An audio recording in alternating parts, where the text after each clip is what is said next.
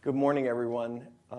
I'm Andrew Oros. I'm the director of the Japan program and senior fellow here at the Stimson Center. I'm very happy that you're able to join us this morning in person, and for those of you joining online, we're also very happy that you're joining. I understand people are joining from really all around the world. That's in part why we had an early start here in Washington, D.C., so thanks for you coming out early for those of you here in person. I'd also like to give a shout out to my students and my colleagues at Washington College, where I'm a professor of political science and international studies. Some of my students are watching this online this morning as well. I'm excited to moderate this event today, which delivers on several of the goals of the Japan program here at the Stimson Center, which is number one, to share Japanese voices and perspectives on important issues that we face in the world. Number two, to cultivate stronger ties between the United States and Japan, and also to foster a next generation of thinkers about important issues in global affairs. And finally, an internal goal of mine as director of the Japan program here at Stimson is to showcase talent that we have outside of the Japan program. And we have Jenny Town here today from our award-winning 38 North program that's well known to people, not just in Washington, but around the world for analysis of North Korea. So I'd like to just start today by doing brief introductions of our panelists here. I'll actually start by noting that in the invitation, you may recall that we were scheduled to have one more panelist, Hideo Kurata. Dr. Kurata unfortunately had a family emergency and won't be able to join us via Zoom today, but I do highly recommend his commentary piece, which was posted to our website yesterday, part of a three-part commentary series on today's topic of pursuing North Korea's denuclearization in an era of strategic drift. So if you go onto our website, you'll be able to see the full commentaries from, first of all, Mizumi Dutcher, secondly by Michi Nishida, and then today we've asked Jenny Town, as I said, from 38 North, to offer some of her perspectives on this issue and to encourage some kind of cross-programmatic collaboration of thinking of Japanese voices and other voices on this important issue of North Korea's nuclear weapons policies and potential denuclearization. So our plan today is to hear some of the key points of the commentaries, first by Mizumi and then by Michi, and then to hear some responses to some of these arguments from a different perspective, from Jenny Town's 38 North perspective. She's going to pose also some questions to our panelists, and I will as well. And then we'll do another round of panel discussion in that way, and then we'll open up to the audience here in person and also online. At that phase, I'll pull out this little iPad here so I can see questions that come from the online audience, and we'll have someone with a microphone later to allow questions from the audience. So with that, I'd just like to kind of set the stage for a moment. We conceived of this project about a year ago to bring some Japanese voices into this question of North Korea's nuclear weapons issue. Of course, our 38 North program focuses on this essentially 24/7. So the idea is to have more of an interchange to hear different perspective. In the meantime, from the start of this project beginning, we've seen a new national security strategy come out in the United States. And unlike in the first Trump administration, we see a real de-emphasis of North Korea nuclear weapons concerns from our official channels. And of course, in just the last few weeks, we've seen US and Israeli strikes on Iran, which has, of course, a nuclear weapons component to that. And so I think it's especially timely to be thinking about how the United States by itself, the United States together with a key ally, Japan, and another key ally in South Korea, think about the North Korean nuclear weapons policy, especially in this recent context. And finally, and one additional unexpected context point is that Japanese Prime Minister Takaichi will be visiting Washington later this week. And so in that context as well, Mizumi has discussed some ideas related to how Prime Minister Takaichi and President Trump should be thinking about this issue. So with that, I'd like to turn over to Mizumi to offer a few opening remarks, and then we'll move next to Michi. So please, Mizumi. Okay. Hi, good morning, everyone. Thank you for coming so early in the morning and being together here and talking about North Korean denuclearization. So, as Andrew said, Japanese Prime Minister Sanae Takaichi is arriving tomorrow. It's going to be her first official visit to Washington, and following day, she's going to meet with President Trump at White House. And I think it's really, I want to use this opportunity to pose a question. Is North Korean nuclear weapons going to be even on an agenda? And if not, why that doesn't matter, why it matters? I think I want to argue that it's very important, especially after the Iran attack happened, to really stick to the goal with denuclearization of North Korea, because I feel like it's really showing the stark comparison between Iran, who stayed in NPT treaty and didn't comply everything, the rule, but still stick with some part of the rules and received their inspection and still got attacked. On the other hand, North Korea, they left to run away from an NPT treaty and secretly developed their nuclear weapons, and now it seems like they are showing the model case in a bad way.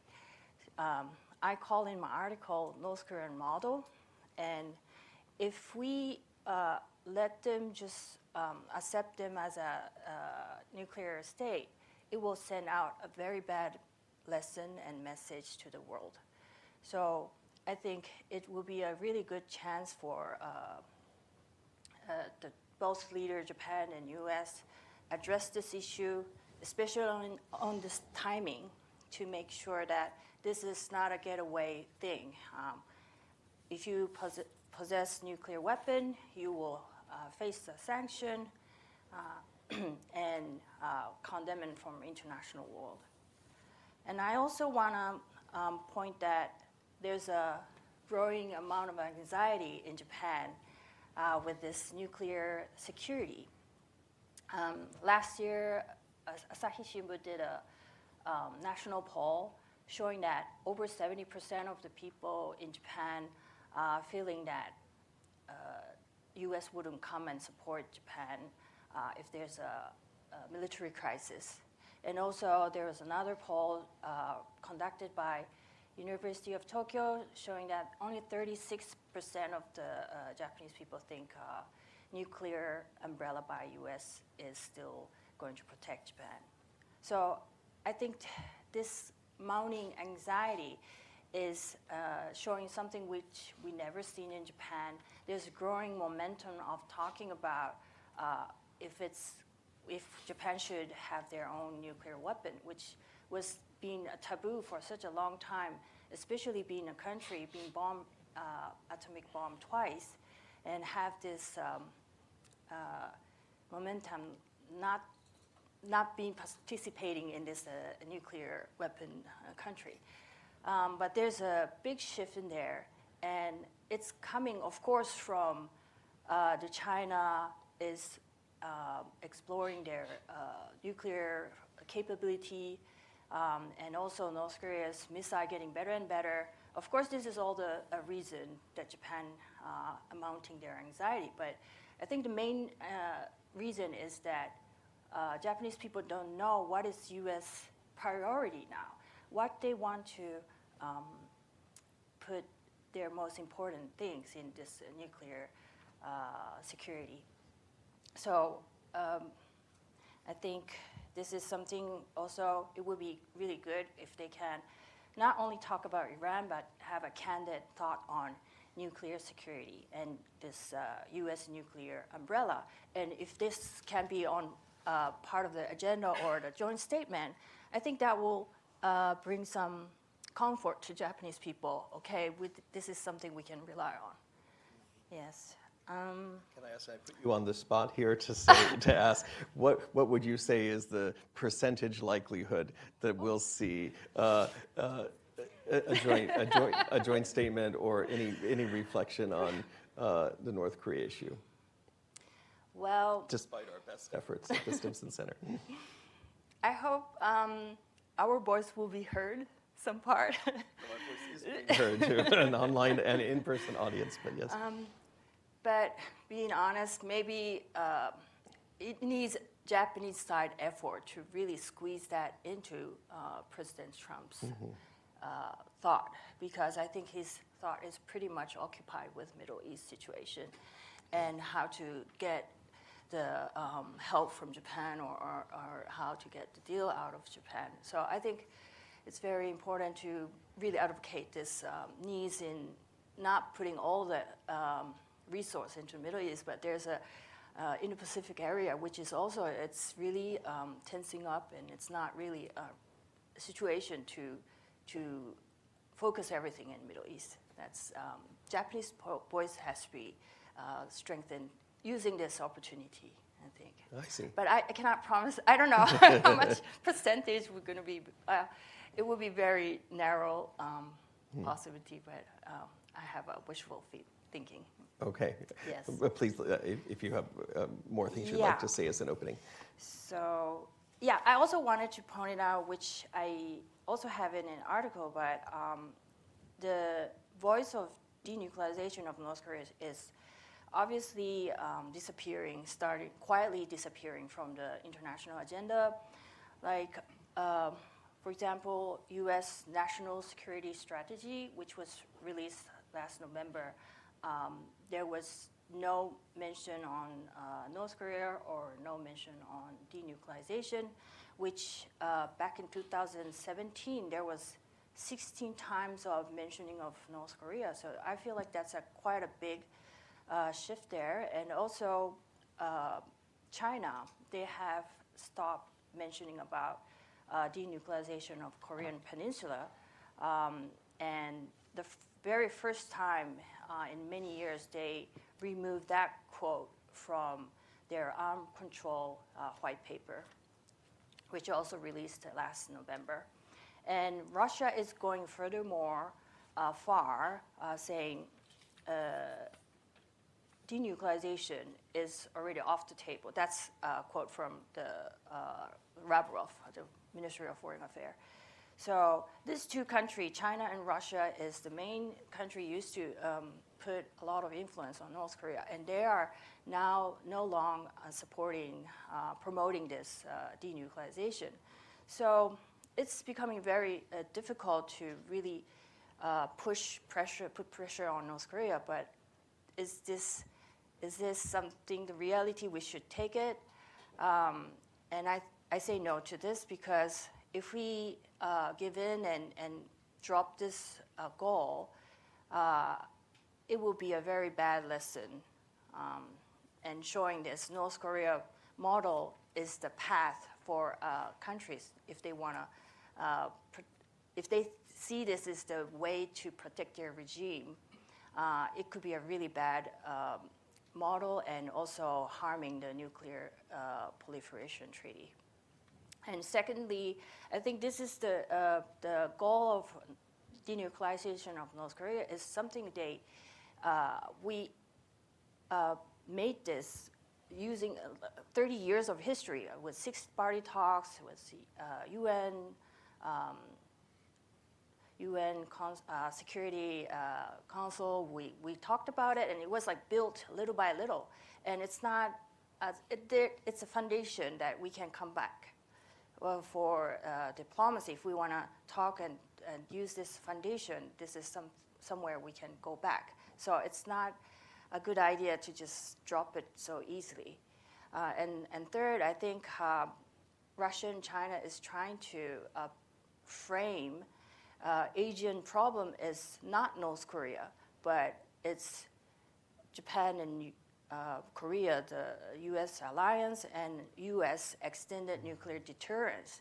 is giving the trouble, trembling this area. So if we give up with our goal, that will just enforce their narrative they're trying to spread.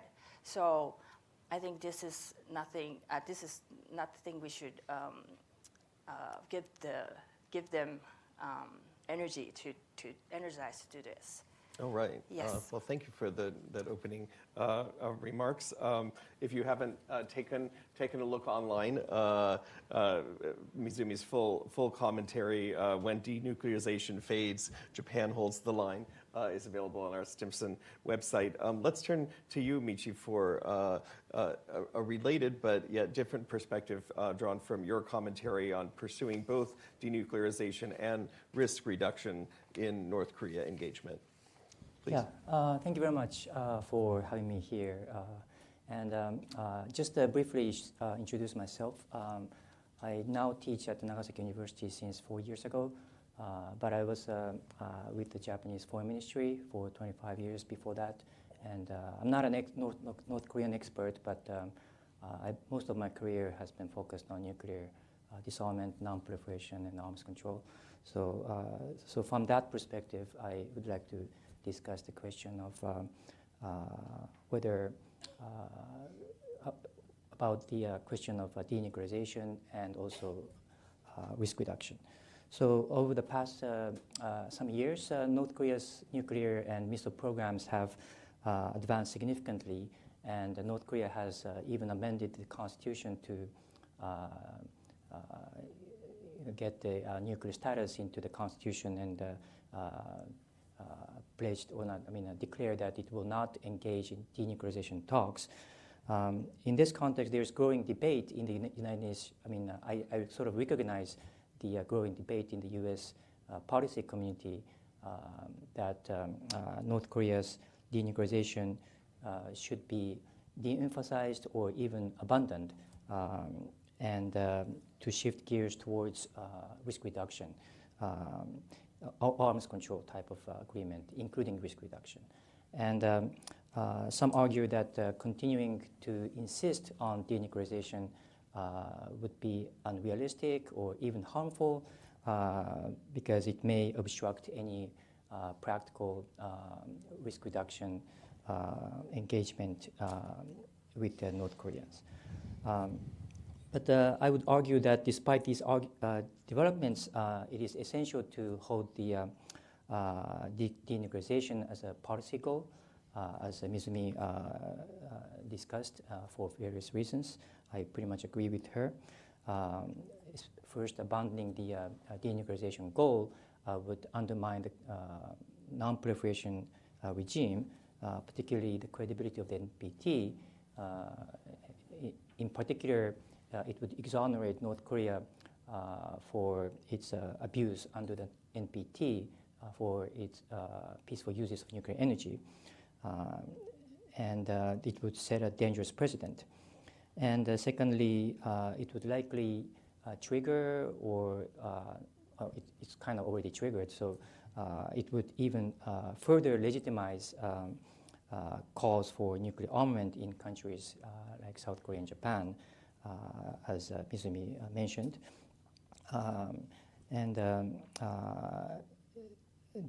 Amid President Trump's transaction approach to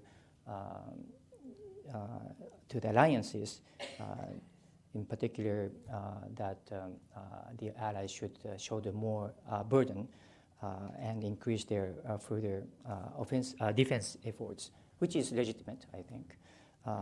De-emphasizing the goal of denuclearization would further intensify the national debate in those countries. And especially compared to a few years ago when arguments for de-emphasizing or even abandoning the goal of denuclearization seemed somewhat more persuasive, the credibility of the U.S.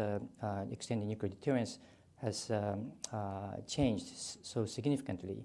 So the fundamental premise has changed so significantly.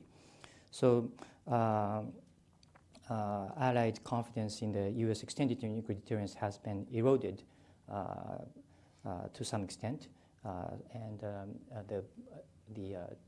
abandoning the denuclearization goal would further intensify this situation. So, but at the same time, I would not stop my argument here. I recognize that the just calling for denuclearization would not change the would not solve the problem. We have to face the problem on the ground, which is a very high risk of nuclear use in the region. So I believe risk reduction is also critically important, especially given that North Korea's nuclear doctrine has become so highly aggressive. So the question now is not either to adopt a denuclearization or risk reduction, but I think the question is how we best combine or best blend these two policy goals. And I would propose that we differentiate between multilateral settings and bilateral regional settings, or public settings or private settings.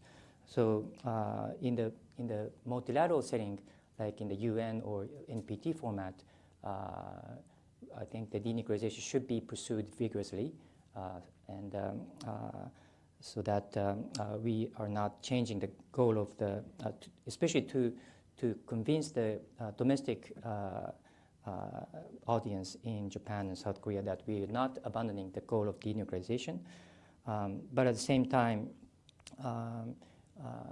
in terms of the regional or bilateral setting, risk reduction should be the focus of the talk, of any talk, if any talk were to be held. So regarding the concrete risk reduction measures, I kind of actually very foolishly forgot to mention some risk reduction measures that I had in mind in my paper because it's so obvious, and there have been many number of risk reduction measures that have been put forward by think tanks and countries, including the NPT setting, such as establishing crisis communication channel like hotline or risk reduction centers and so on. One specific proposal I would strongly recommend is the establishment of a bilateral risk reduction communication channel, so-called hotline between Washington and Pyongyang. Hotlines have been proven effective in some cases since the Cold War, and today there are many hotlines between capitals, not just between the United States and the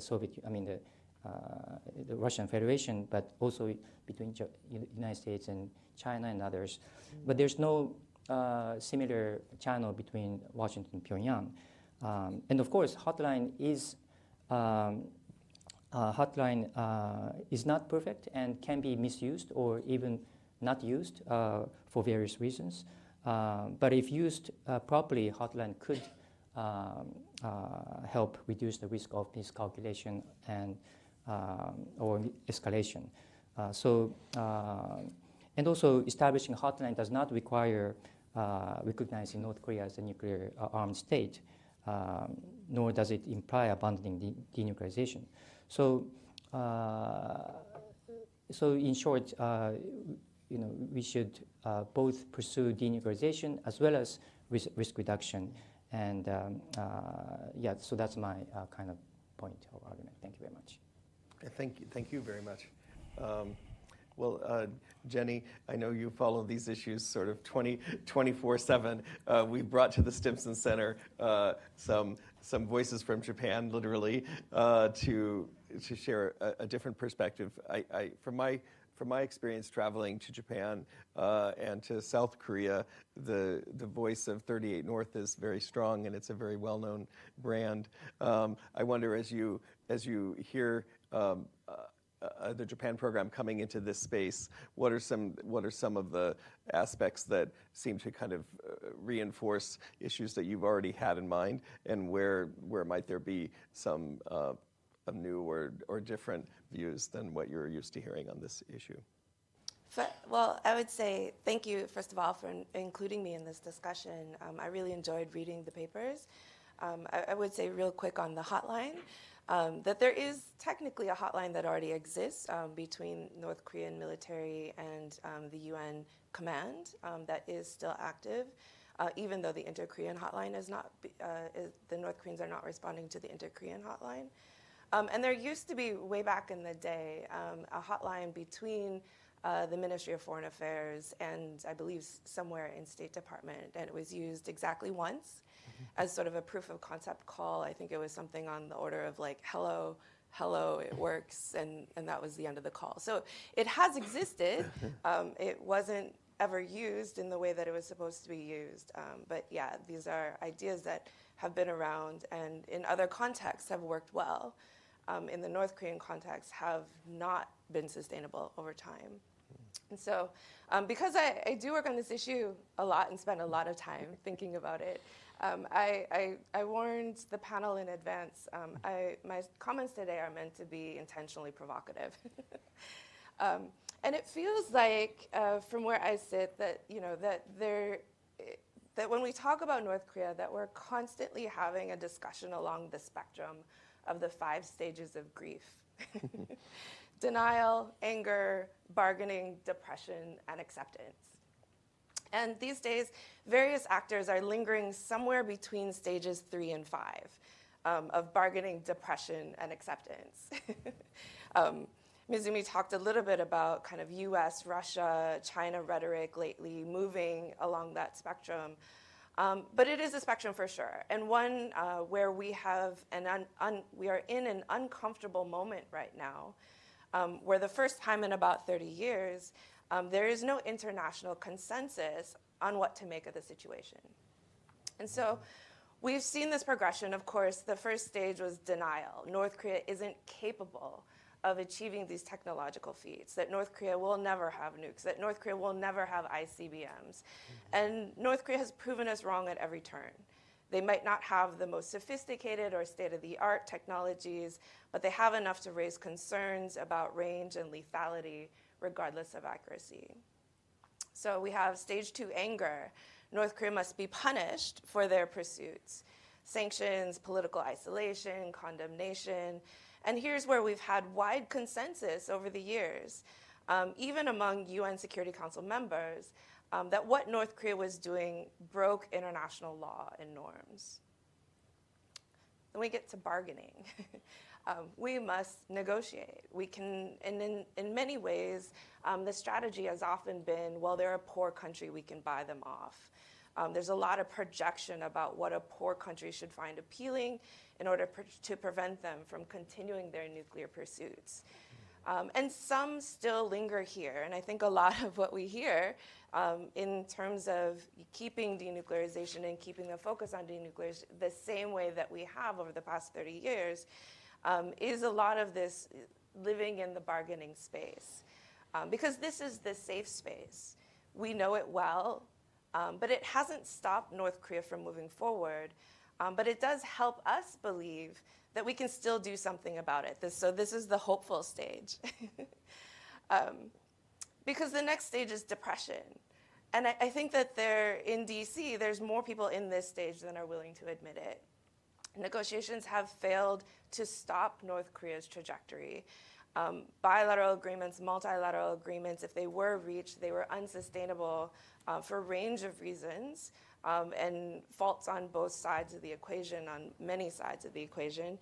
And each time they fell apart, North Korea moved further ahead with its nuclear development. So what do we do now? And this is the uncomfortable space because in this space, it seems that hope is gone. We can't change the past. And I've been in too many closed-door meetings here in DC with senior-level policy people and experts that were literally shrugging their shoulders on, well, what can we do? What's left? Because this is really the point where we have to decide whether we stay stuck, still in bouncing around the first 3 stages of denial, anger, and bargaining, or do we choose to move forward to the last stage and accept the consequences that come with it? and ask ourselves, is there value in being unstuck? And does becoming unstuck free us up to make different choices? And ones that would have been uncomfortable in the earlier stages, but that could create new opportunities to improve the overall situation. So the last stage, of course, is acceptance, and some are here, maybe not in acceptance of North Korea as a nuclear weapons state, but acceptance that North Korea has passed too many milestones in its nuclear program to be easily rolled back. And especially not as the geopolitical environment becomes more, not less, dangerous. And with nuclear weapons really taking a leading role in that shift. And so, North Korea tested their first nuclear weapon in 2006 and has dramatically built up its capabilities since then. And this did not cause an existential crisis for the NPT regime, even if it was condemned. And North Korea's path has been fraught with isolation and punitive measures. Combined with its poor economic management, this has hampered the country's economic development to a degree that few other countries were ever willing to follow. And few other countries have the kind of populace that would tolerate such deprivation as well. So the point was made, but it still didn't stop North Korea's decision to endure that suffering. And were we willing to go to war to change their mind at that time? Any time in the past 30 years? Well, no. And even when there was consensus in North Korea that North Korea's nuclear pursuits were unlawful. So North Korea has definitively evolved now from a non-proliferation problem to a disarmament problem. They evolved to this disarmament phase a long time ago. But we have been stuck with this term denuclearization as if it means the same thing as it did when we started using it back in the 90s. So maybe we need to rethink the terminology itself in order to give us more options going forward. Because the challenge now is how to convince an insecure country that has already acquired the capability, that is outside the NPT regime, that is still at war with the United States, to fully disarm, if we continue using the word denuclearization, to disarm and trust us. Well, that's a pretty tall order these days in the current geopolitical environment, and in the past one as well, especially when it's been grouped with countries such as Iraq and Iran in high-level statements, going all the way back, for instance, to the axis of evil. Moreover, there's just so little precedent for this kind of decision. There's only one country in history that's ever built a sovereign nuclear weapons program and voluntarily relinquished it, and that is the case of South Africa. And so part of what went into that decision to disarm was a positive change in the threat environment, the fall of the Soviet Union, which eliminated the fear of Soviet expansionism into Africa, which was one of the main drivers of South Africa's decision to go nuclear in the first place. And so this opened up different choices for South Africa's leader at the time. And I get that there's more to that story and that this is a simplification of it, but it demonstrates the conundrum we're in. We are at a moment now where major powers are now more prone to use of force, where allies are questioning, even our allies are questioning US security commitments, while also dramatically increasing their defense budgets and acquisitions, when all P5 states are actively or have stated an intention to increase their own nuclear arsenals, and when there's multiple conflicts going on involving North Korea's partners and allies against Western powers. So I'm actually on a panel tomorrow afternoon at Carnegie. I'm on a panel here in the morning on a different topic, but a panel tomorrow afternoon at Carnegie, hosted by the Asia Society, talking about the prospects for US DPRK talks in the near future. And I'll preview for you, I have to say I'm skeptical. This is not an environment conducive to North Korea seeing any incentive to negotiate on nuclear issues, even if they were willing to, which they have clearly declared they are not, or on arms control or even risk reduction at a time when the US is seen as the aggressor. This is not going to be very compelling anytime soon.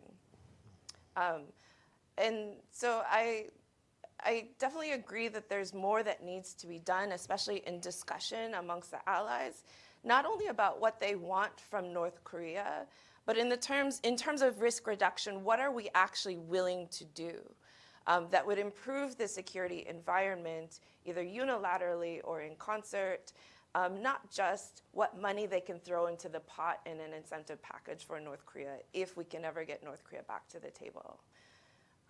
So I have a couple of specific questions to each of our speakers and a couple of broad questions to the both of them. And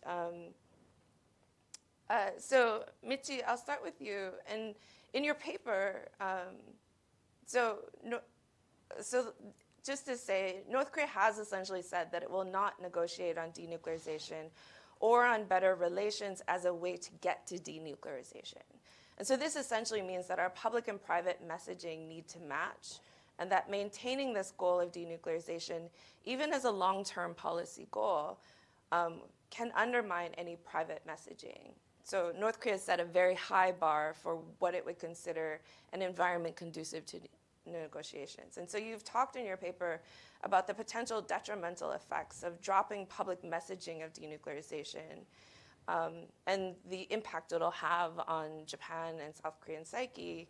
But I wonder whether there will be detrimental effects to continued stalemate with North Korea as well. So if sanctions haven't brought it to its knees, as many have liked to posit that it would, and if we are unlikely going forward, given the current geopolitical rifts, to be able to revive negotiations with North Korea, even to probe what is possible, the problem is only going to get worse. And so and maybe I'll ask a different way of, do you think there will be, what do you think the effects will be, as you suggest, if we move past denuclearization to some other framework? If you believe that that's going to lead to Japan and South Korea thinking nuclear choices, the question is what happens if we don't, and we don't make any progress, and the problem continues to get worse? Aren't we ending up in the same place anyway out of sheer frustration of continued buildup? Or is the act of keeping appearances enough to keep those effects at bay? And Mizumi, I appreciate your comments. I agree with a lot of your arguments, especially in your paper. And I want to play a little bit of devil's advocate. And you talk about how keeping pressure on North Korea will prevent a model where nuclear weapons guarantee regime survival. But is this true? And so, especially when you have the P5 all expanding or intending to expand their nuclear arsenals, and US allies demanding greater assurances for the US nuclear umbrella, isn't that all based on the notion that nuclear weapons guarantee or at least greatly enhance the chances of regime survival? And certainly 3 other countries developed nuclear weapons completely outside of the NPT regime, and were not subject to the kind of sanctions and isolation long-term that North Korea was. So how do you reconcile the logic difference between these cases? And then a question to both of you as we move forward is following the same lines of, North Korea doesn't have a nuclear umbrella. South Korea and Japan do. And not only a nuclear umbrella, but they have defense cooperation with the biggest power, the superpower of the world, and the one that North Korea is still at war with. If North Korea were to ever decide denuclearization had benefits and were to move down that path, would either Japan or South Korea also be willing to give up the US nuclear umbrella? And if not, why? And just a final really provocative question of, if we're talking about NPT and international norms, I would ask, which has the bigger impact on the NPT? The bombing of Iran, who was in at least partial compliance with NPT standards, or North Korea's where we have punished them over and over and over and decided to move forward anyway, which has greater detrimental effects to the NPT regime. And I'll leave it there. Great. Thank you very much, Jenny. I think that what I'm seeing in my tablet, if you've seen me looking here, is we have a number of questions that have come in online that I'm sorting through, and we'll get to in just a few minutes. I also, of course, want to give our in-person audience a chance to ask questions starting in just a few minutes. We will use a mic for that because we have a large online audience, so we want to make sure that the online audience can hear the questions that you're asking and that you don't put it on me to repeat the questions. So we'll be doing that in just a few minutes. But Jenny's posted a few questions to our panelists. One specifically to Michi about, in part about the public messaging versus private messaging, which was at the core of Michi's online commentary, if you haven't taken a look. To Mizumi about the aspect of whether possessing nuclear weapons is sort of a benefit to regime survival or not. And also, I think really what I would see as a kind of second question about why should we think of North Korea differently as a country that developed nuclear weapons outside of the NPT regime than several other countries that have done that. So if you'd like to comment on either of well, that's one question each, I guess. But then the joint question about the nuclear umbrella that South Korea and Japan benefit from, to the extent that the Japanese believe that, if we get back to an earlier point that Mizumi made. So why don't we hear if you have thoughts on that? They could be brief or more extended, and then we'll get to some of the other questions that I've seen come in from our online audience. So please, Mizumi, shall we start with you? Okay. I'll talk about maybe the nuclear umbrella, I think. So there's an argument, why not? Well, South Korea already talking about getting this nuclear-empowered submarine, and maybe that could be the trajectory to get nuclear weapon in the future. Some people say it doesn't pay off if you just only have a nuclear empowered submarine and not having a nuclear weapon on it. So if that happens, I think there will be a much more discussed inside of Japan to, since South Korea has it, why don't we get a nuclear weapon? But I think it's really it's definitely going to weaken the U.S.-Japan alliance and this alliance over the Southeast Asia. And Japan and also South Korea, our security really relies on American presence in the Pacific. And about this nuclear umbrella is really linking this two countries with America. And if we independent and get our own nuclear weapon, I think it's really going to weaken this alliance and lose their U.S. presence in the Pacific in a way. So I see North Korea is not in the nuclear umbrella or something which is not the relationship with China and North Korea. Even they have a so-called military treaty, but they are not covered, and they always have I think still Xi Jinping and Kim Jong-un have a very difficult relationship. It's kind of tense. So they to protect themselves, I think this was the only way for them survival to possess the nuclear weapon. But like if we, I think this is really bad timing, and probably it's going to get worse and worse. But if we let them be a state, and because to have them come to the table and let them be a nuclear state, I think there will be. This is just opening up the box to giving away the path to become a nuclear weapon state, and other countries might follow this path. That's my thought. Yeah. Michi, you said in your opening remarks that in the first part of your career, you were a diplomat with Japan's Ministry of of foreign affairs. And I think that you drew on that some in your commentary in making the distinguishing between the public and private messaging that Jenny brought up. So would you like to respond to Jenny's question about that aspect of your commentary? Before that, I wanted to address the issue of hotline. So I was actually thinking of a leaders levels hotline. And of course, hotline is not a new idea, and it's an very old idea. And it's good to have, in addition to leaders level hotline, to have a military communication channel, of course. But because of the situation now, especially now, President Trump is very unpredictable, and it's hard to understand what he is thinking. Maybe he doesn't know either, but so maybe this is all for the record.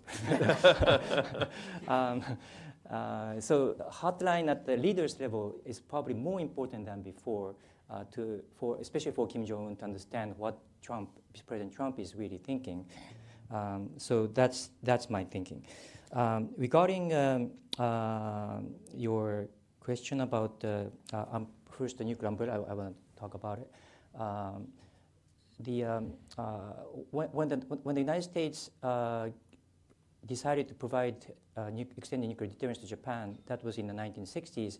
That was when China conducted nuclear testing in 1964, and that was when Japan was really having a deliberation on what to do with the NPT and about its own security. And President Johnson decided to declare extended deterrence. So North Korea is just a kind of secondary. It came after. Primarily, it's about China's nuclear program. So if China were to denuclearize, in addition to North Korea's denuclearization, and if we can achieve Northeast Asia free of nuclear weapons, then logically we can perhaps give up nuclear umbrella. But even that, no first use and so on, there's some issue, a little bit of issue, not just because nuclear extended deterrence is not only about nuclear threats, but also non-nuclear threats as well. So that also still remains. But I think if China were to denuclearize, then that would be possible. Possible for consideration. Your question about multilateral and messaging, different messaging is really difficult one, and I mentioned a little bit in my piece, but we need to create a situation where North Korea and the United States, Japan, South Korea, agree to disagree. So for us, we still promote denuclearization as a goal for in the public setting, but in the private setting, that's something that we have to focus on the immediate security problems. And of course, to get to that table in the first place is very difficult, but I think North Korea should be thinking, should sort of change their thinking to think that risk reduction is not something to bargain, but in the interest of North Korea, because now the situation is very fragile, and nuclear risk is very high. So risk reduction is not for negotiation, but for common interest for both North Korea and other states in Japan, South Korea, and the United States. So if that were to be achieved, then I think agree to disagree principle could be effective. But if North Korea doesn't still think in that way, then we can sort of conclude that North Korea is not serious about any risk reduction. Or in that case, then I think you're right. We might end up in the same situation where we have to deter North Korea's nuclear risk, nuclear threats. So, but that's still very dangerous. So that's why risk reduction is necessary to guardrail. Anything else? Your question about impact on NPT. It's a very I don't know to compare. I think both are very, very impacting, and especially the bombing of Iran is immediately as an immediate question. Bombing of Iran is very, very would impact on the NPT because, as you said, in terms of the NPT standard, Iran could be said as in compliance, but at the same time, they have been declared as non-compliance with the IAEA Safeguards Agreement, and even with the NPT Article 3, they have been in non-compliance, and even Article 2 of the nuclear armament, they could be considered as non-compliance. So in that sense, Iran has been in non-compliance, but still, bombing of Iran is a totally different matter. So Iran probably would be more determined to have strategic decision to go to nuclear in the longer term, but in the short term maybe not, but because of the capability destroyed. But in the long term, it would be more determined to have a strategic decision, which is very negative impact on NPT. Yeah, I would agree. Thank you. All right. Thank you. So I'd like to open it up to our in-person audience in just a moment. We'll have a mic run over. I want to give our panelists a little bit of a heads up, including Jenny as well. I've been looking through our online questions, and I'll pull up a few of those in a moment after I give our in-person audience a chance. But I'll note that there's kind of three baskets of topics coming up in the online questions. I think one basket relates to Japanese domestic politics and what sort of constraints, especially Prime Minister Takaichi is operating under as a relatively new prime minister.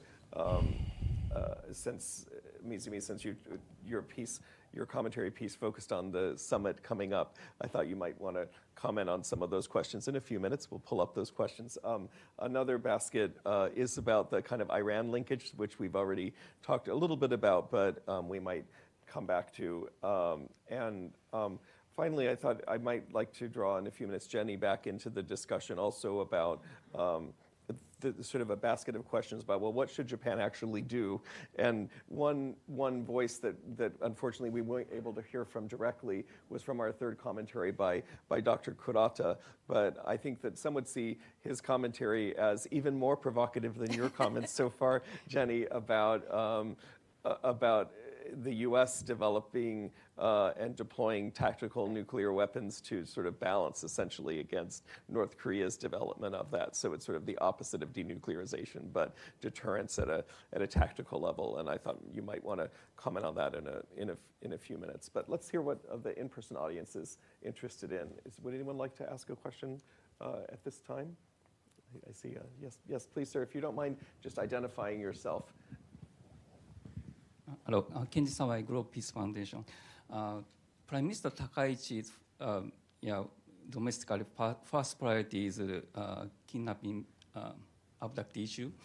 Then North Korea regime opposes regime survival is first priority.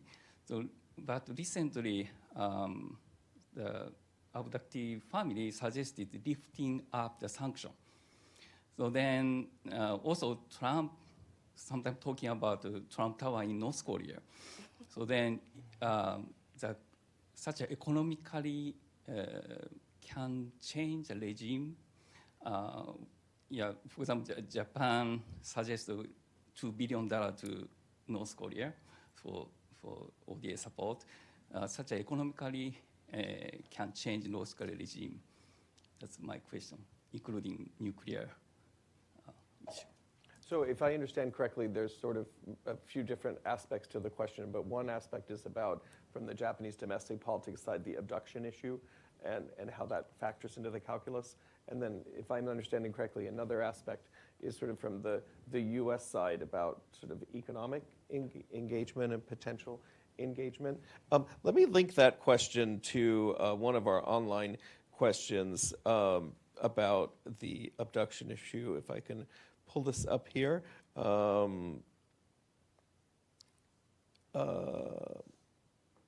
Yes. So we have a question from Waseda University in Japan. Benjamin Asione, perhaps, is the pronunciation. How can Japan realistically contribute to North Korean denuclearization diplomacy given the domestic obstacles imposed by the abduction issue? And also, this links to the question from the audience here about economic cooperation.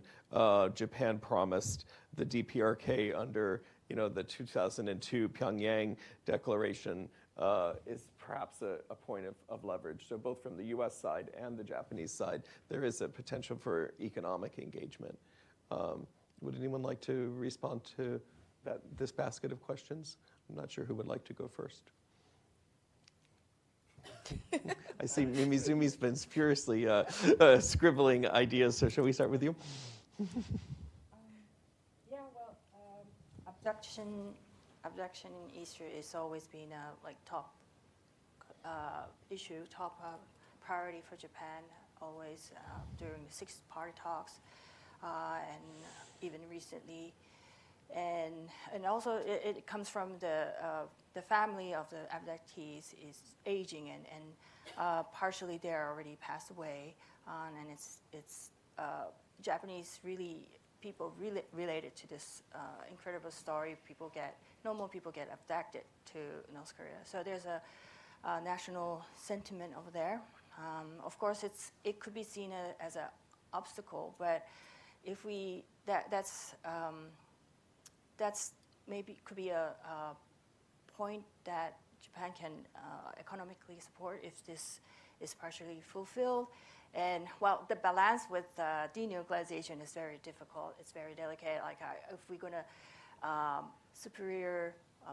put more priority on abductee issue or denuclearization, it's always been a balance issue. And for the past, it's been abductee issue is the most important thing, and we prioritize that in Japanese government. But maybe that could be changed over the years because the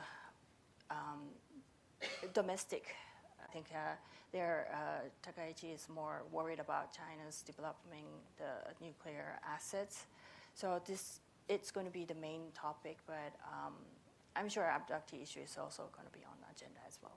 Yeah. With Prime Minister Takaichi now just less than a month out of her resounding election victory, right, bringing her party the highest number of seats really in the post-war period. We see her, or observers see her as in a very strong position in terms of her domestic politics. I imagine, and as she goes to meet President Trump on Thursday, that President Trump must be a little bit jealous of the situation of how much support she has in her parliament compared to the divided Congress that President Trump faces. But in the context of the abduction issue then, does that give her more ability to balance the other issues with North Korea like denuclearization because she's just straight out of an election? She's not facing another election anytime soon. Her party has the supermajority in the lower house. Or on the other hand, many people describe Prime Minister Takaichi as a protege of Prime Minister Abe, who was very identified with the abduction issue.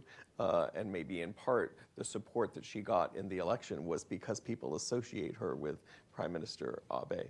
And so maybe the abduction issue is even more important to her. What do you think about the domestic political calculus that she faces? I think she's in strong hand. She got a lot of support within Japan. Surprisingly, young people also really strongly support her. And also, like President Trump visited Japan, he met with the abductees' family. So I think President Trump is also showing understanding on this issue and importance on this issue. So I think maybe that's a topic which is in a kind of easier thing that they can both stand on the same side. But I think this time Prime Minister Takaichi's visit is basically trying to figure out what is President Trump's thought and what is the priority for America right this moment. So I think she's only staying here 2 nights, 3 days, but it's pretty much of trying to test the temperature of what is the hotspot and what is this stuff. I see her schedule is calculated very carefully, not to step on Trump's nerve, but try to find out what is he really wants to do in the Pacific. What is the picture he has in his mind? Yeah, I agree with you. I made a comment in the media a few days ago that the timeline for both leaders is, you know, a multi-year timeline, right? And so it's a second meeting, a short meeting, as you've mentioned. So to just kind of test the waters and begin to set a longer-term agenda, I think, is part of what they'll be seeking to do in addition to responding to immediate issues. Jenny, would you like to comment on this point? Yeah, I mean, I think it's noteworthy that during the first meeting that Trump did talk about abduction issues, and Takaichi did talk with him about that.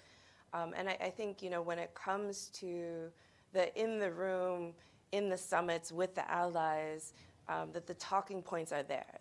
The mutually reinforced talking points are there: denuclearization, abduction. But as you've noted rightly, when it comes to other documents, the national security strategy, national defense strategy, when it comes to Trump's comments when the leaders, when South Korean president and Japanese prime minister aren't there, then the narrative on North Korea is very different. And so I think there's, you know, there are a lot of questions about where it falls in his priorities, how he views the situation, and how his views versus the administration's views might differ in terms of how we assess the threats and the opportunities there, as well as then how do we communicate what opportunities might be there to North Korea. But unfortunately, again, on the North Korean side, North Korea has set a very high bar as to what they're willing to discuss and under what circumstances they're willing to discuss. And it doesn't help, again, while we're actively in a conflict with some of their key partners and allies. I think, you know, on the abduction issue, I think there's so many questions here about what resolution actually means. Because there are different categories of abductees, and there's never going to be perfect resolution, because especially the last category, there isn't necessarily strong evidence that they were actually abducted. So I think there has to be some understanding of, you know, is there somewhat of a middle ground that can be reached in order to find some sense of closure, in order to create greater opportunities in the relationship if we really want to be able to move forward. And I do think it has to be decoupled with denuclearization if you actually want to make progress on the issue of abduction, because once it's tied to denuclearization, it's sort of dead in the water. I think on the issue of, you know, of will economic development change North Korea's calculus? Yes, but not necessarily in the way that you want it to. So I think, you know, it really depends on how that comes about, who helps bring that about for them, and in what sort of ways.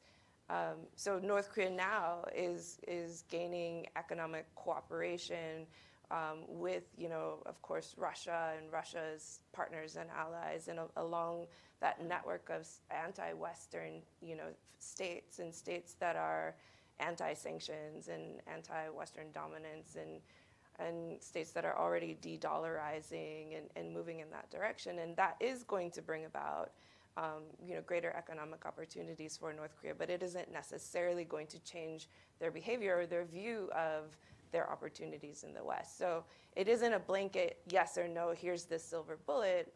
All of it is going to be iterative, and there's a lot of, you know, you won't know until you try it either. Great. Michi, let me turn to you, but before I give you the floor, I'd like to add a question from the online side that I think you might be best suited to respond to. And then let me go back to the in-person audience if there are other questions to ask. But Ismail Ozgur has asked, can the production and use of nuclear weapons by existing autocratic regimes be prevented through negotiations? So it's really about arms control in the area that you were a diplomat in before. And in particular, he asks, do you see any similarities then between North Korea and Iran in terms of their political structures and just this broader issue of how or can one negotiate with autocratic regimes about production and use of nuclear weapons?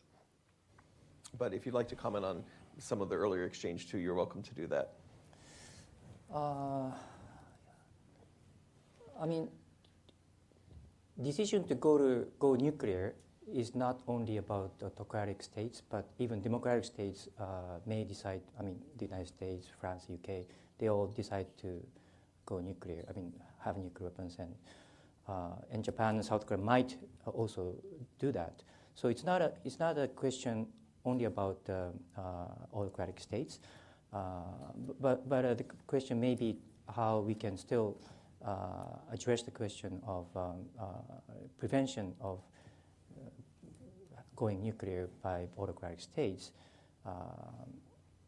I think it doesn't really matter. I mean, more matters is security.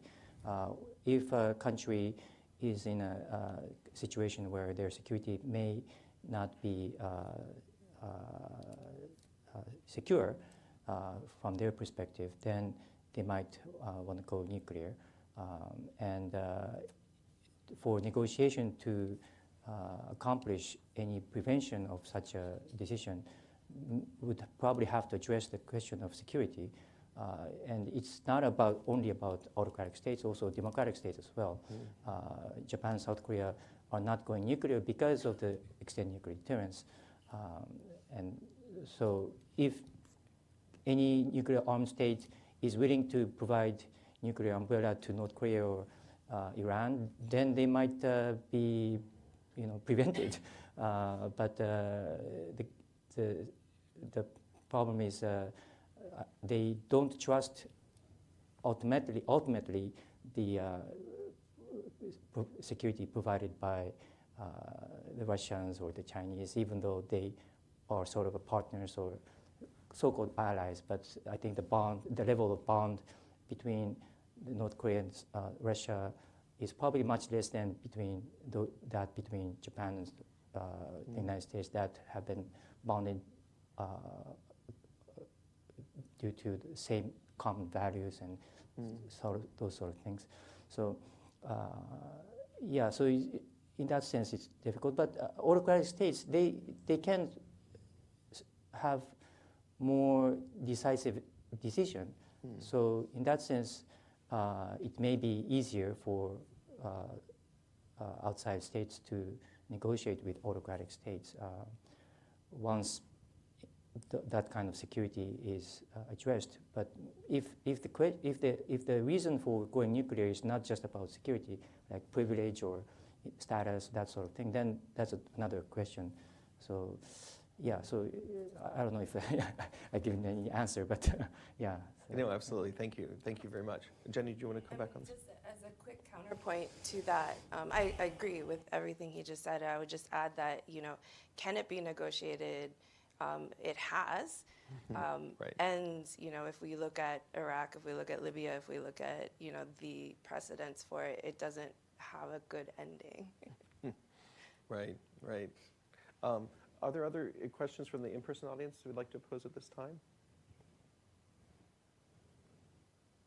Well, then let's go back to the many on our online audience. So thank you. Keep them coming. Actually, Jenny, could we go back to a question I kind of indirectly posed to you, but I'll state it a little more directly now, related to Dr. Hideta Kurata's commentary, that since he isn't able to speak for himself here today on Zoom, of looking specifically at the tactical nuclear weapon development of North Korea. And what I understood from the commentary, but as we talked about earlier, you sort of lived this 24/7. So I wonder how you would link it to, to debates you're more familiar with. That the way I would summarize it would be, if we just accepted North Korea as a nuclear armed state, then we might be paying more specific attention. It might be more broadly understood what capabilities North Korea has, and we may then seek to deter North Korea in a somewhat different way, right? And that's how I would kind of summarize Dr. Kurata's piece, him particularly calling for the U.S. to develop and deploy tactical nuclear weapons so that it wouldn't necessarily escalate into like a complete destruction scenario. What do you think about that argument? I think South Koreans have a very similar take in certain circles. I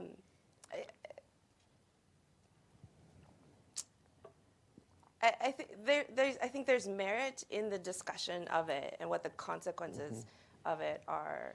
I think there's bigger questions about how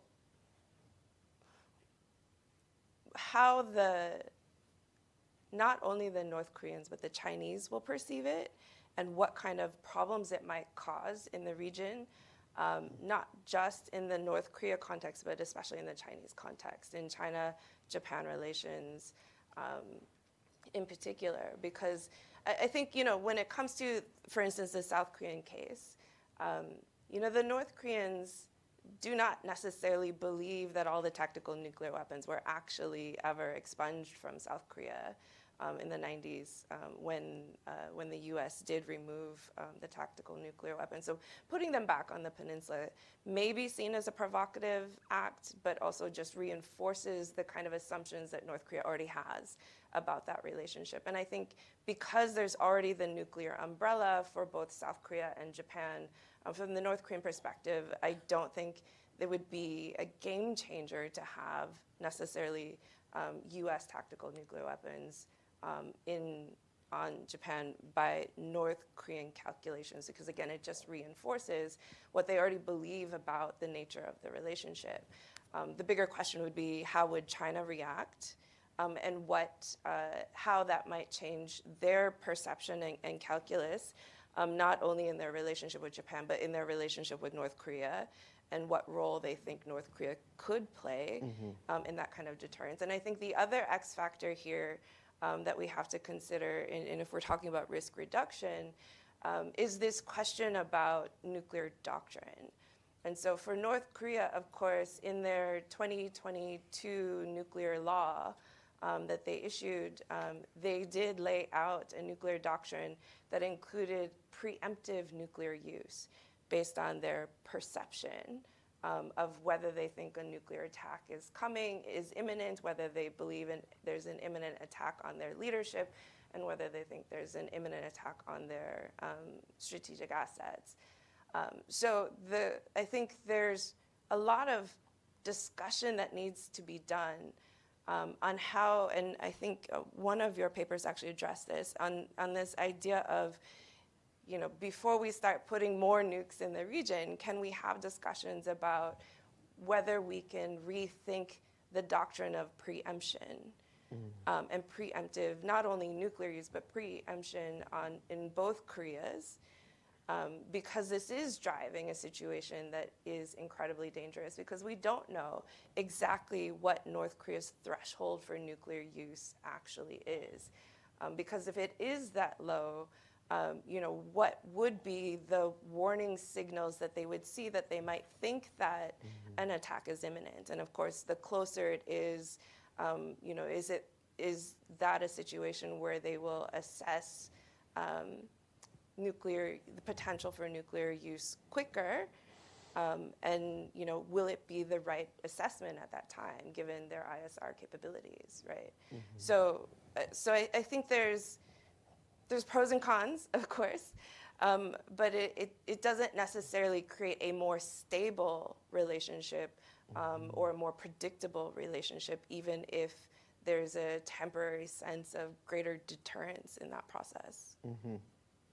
Let me link your comment just now, Jenny, to a question that's come from the online audience from Tim Whiteman, and I want to see if maybe Mizumi or Michi want to come in on this a broader issue of how Japan is thinking about the actual threat of nuclear weapons to Japan. And so Tim Whiteman asks, considering Kim's health problems, many enemies, and a line of succession which appears to flow through his 15-year-old daughter, how concerned are you about North Korea's nuclear command and control infrastructure if Kim's sudden death could spark a violent struggle for control between multiple factions?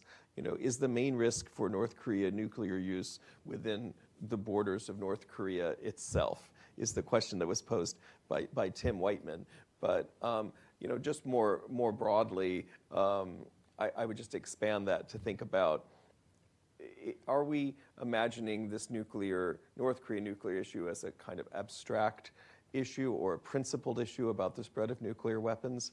Or conversely, is there a kind of an urgent sense that these nuclear weapons might be used, whether in a sort of tactical battle like Hideo Kurata mentions, or you know, through a succession issue, for example? Do either of you have a sense of commenting on that? Mizumi, you want to comment on that? Well, I think their possession of a nuclear weapon is primarily for survival of the regime, to keep this regime go through. So Kim Jue, we are seeing a lot of her exposure on TV and even to foreign trip, diplomatic way. She's been presented to meet the foreign leaders. But it's really hard to say that she is definitely becoming the next leader, because Kim Jong-un only was announced 1 year before Kim Jong-il passed away, and Kim Jong-il as well. He was only introduced when Kim Il-sung was passed in his 70s or something like that. So it's still hard to say that it's because Kim Jong-un has a health issue that he's trying to introduce his daughter in such an early stage. And I think China also monitoring this. Like, China is not welcoming North Korea to have possessed a nuclear weapon, and they share a long border with North Korea. So it's the same matter that Japan also faced, that they are also in danger of being exposed with a nuclear, well, maybe not attack, but they are trying to control. So they kept the denuclearization of Korean Peninsula, hoping South Korea also will not possess a nuclear weapon. So I think that's something we can, maybe Japan, China, this regional area can, you know, collaborate together, hopefully, to manage this. And that was been 30 years of effort, and which is changing lately.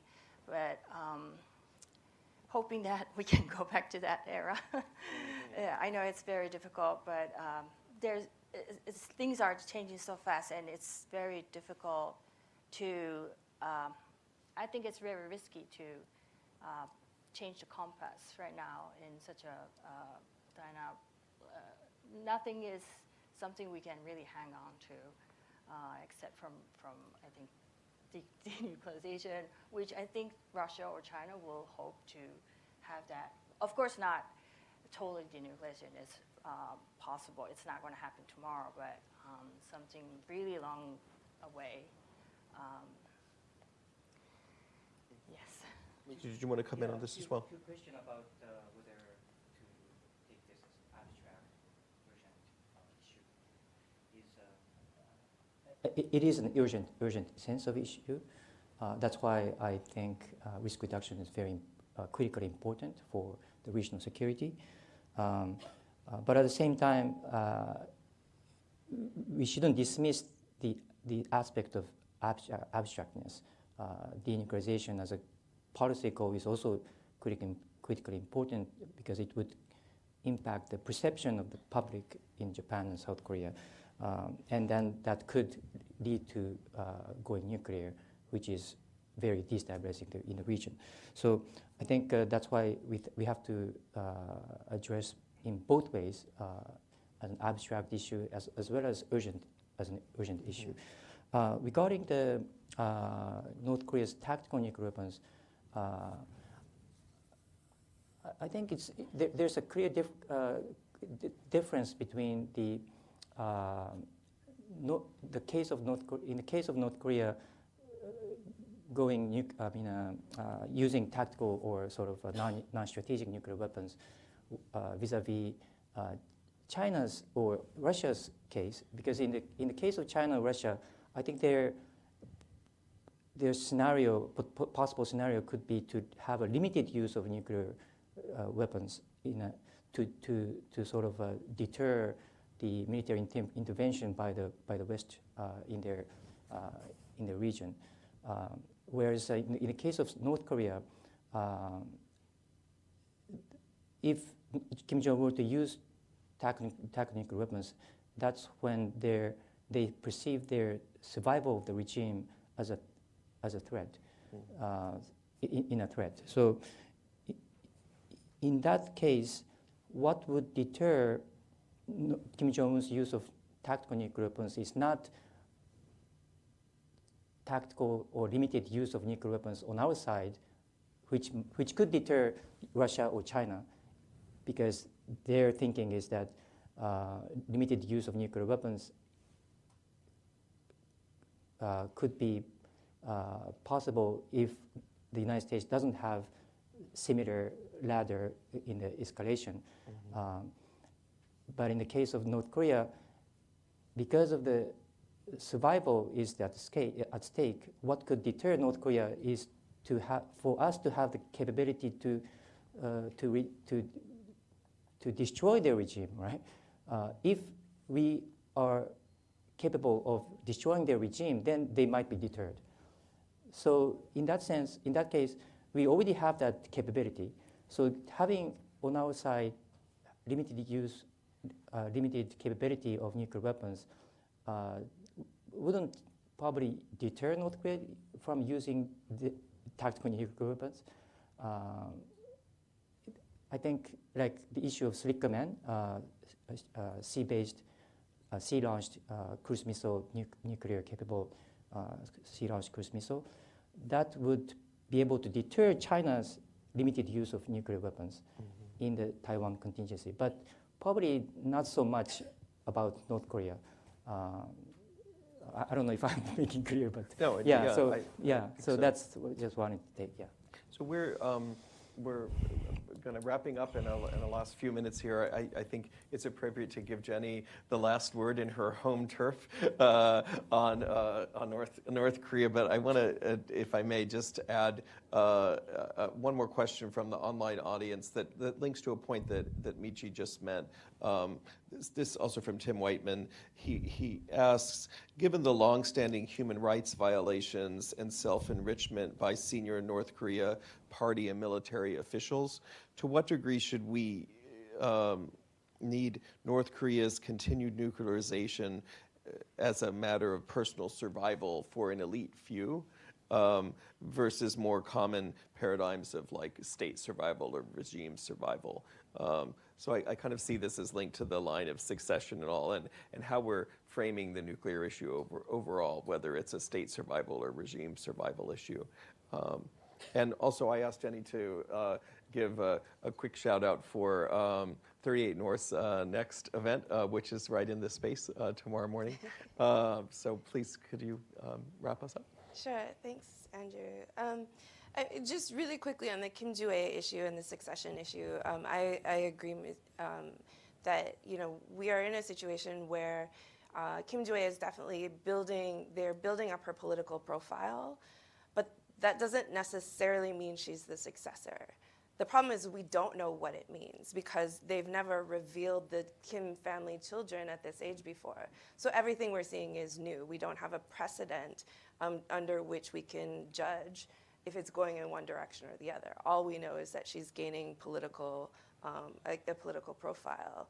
And if you want to talk about Kim Jong-un's health just because he's, obese, there are plenty of world leaders who are overweight, who are still kicking these days. So, but this idea of like what are we most worried about when it comes to North Korea's nuclear weapons? I do agree a lot with what Michi said in terms of, we have been able to deter North Korea from attack, from nuclear use. They tested their first nuclear weapon in 2006. They don't seem eager to use them. And if you look at their doctrine, it does, pose a deterrent capability. But with a questionable risk calculus on actual use. And that is the part we just don't know. We can guess based on what other countries have done. I think there's lots of questions of what are they learning from the current wars. So conventional wars these days, in the Russian case has lasted years, and the Iranian case now is lasting at least weeks. We don't know how much longer it's going to go. If you're North Korea and you already have, weak institutions in the country and a weak economy, the question is do you really believe you're going to last through a conventional war? And if you're not, then what are your choices? And that is a choice that North Korea has that Iran doesn't have, that Venezuela didn't have, that you can go down the line that Syria didn't have. And especially when South Korea does have a preemptive doctrine, not of nuclear use, but preemptive conventional. And so you basically have the two goading each other on. And so, we hope that their threshold for use is high, but we don't know that, and that's not what they say. And so, to test that, to have weapons closer that could be annihilating kind of weapons may incentivize them to use it more quickly. If you have, situations where, if we continue to remind them we can destroy them, completely destroy them at any time, is that really an incentive for them not to use them? Is that really an incentive for them to negotiate them away? So, I think we're facing a disarmament challenge here, and one that we continue to arm up against and build a stronger defense against, which makes sense if we accept the idea that they're going to have nuclear weapons, but seems counterproductive if we actually want them to choose a different path. And this idea of escalation ladder is, on the Korean Peninsula, we've never been sure what the escalation ladder actually looks like, which has deterred conflict in the region on both sides for 70 years now. And because we know it can get out of control very quickly, and it is now a situation where nuclear use can come into play very quickly.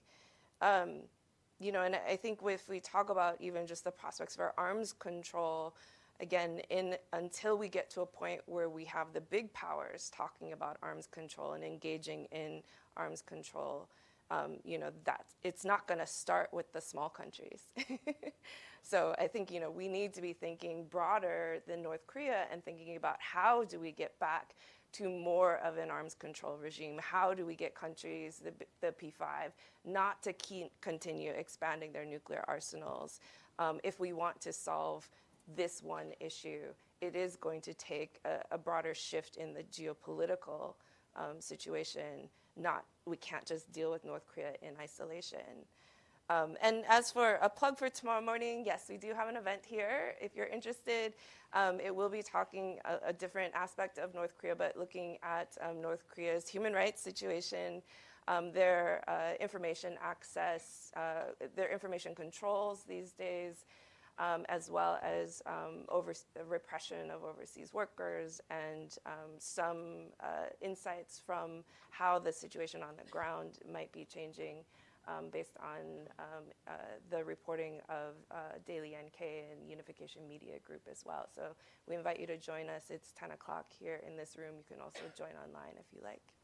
Excellent. Thank you. Thank you, Jenny, also for joining this panel today and providing a kind of a broader context for Japan's views on the denuclearization of North Korea issue. Thank you also, Michi, for especially putting this in the context of arms control and the non-proliferation regime, and to Mizumi for teeing this up for us, thinking about the Trump-Takaichi meeting in just a few days. I encourage you all also on the plug side to look for a new commentary from the Japan program of Stimson Center immediately after the Takaichi visit. And we have an event in the Japan program next Wednesday on prospects for deepened cooperation between the U.S. and Japan on military shipbuilding, which I imagine will be a topic on the agenda, maybe slightly more likely than the North Korea issue between the meeting between President Trump and Prime Minister Takaichi. So please keep an eye on Stimson Space. Thank you again to our panelists and to our in-person audience. There's a few pastries and coffee to go. And to our online audience, thanks for your robust participation and many questions. So we'll conclude at that. Thank you very much.